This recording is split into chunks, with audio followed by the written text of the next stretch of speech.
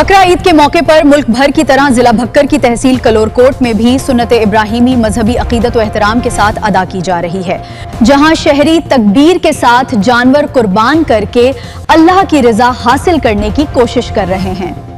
मजीद तफसीलात हमारे आज तक पाकिस्तान न्यूज के रिपोर्टर मकसूद उल हसन की रिपोर्ट में देखते हैं।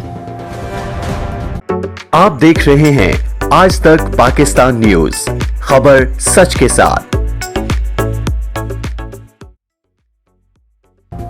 ईद उल अज़हा के पुरमसरत मौके पर जिला बकर की तहसील कलूरकोट में सुन्नत इब्राहिमी इंतहाई अकीदत, एहतराम और मजहबी जोश व जज्बे के साथ अदा की जा रही है। शहरी सुबह सवेरे ही कुर्बानी के जानवरों के साथ मसरूफ अमल दिखाई दिए, जबकि मुख्तलिफ इलाकों में कुर्बानी का सिलसिला दिन भर जारी रहेगा।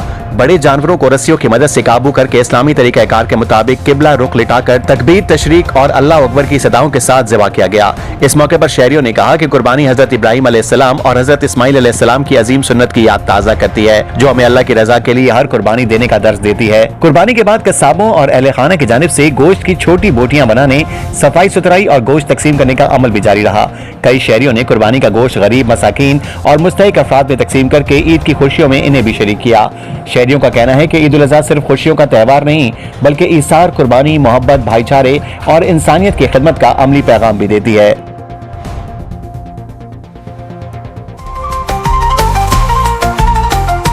आज तक पाकिस्तान न्यूज, खबर सच के साथ।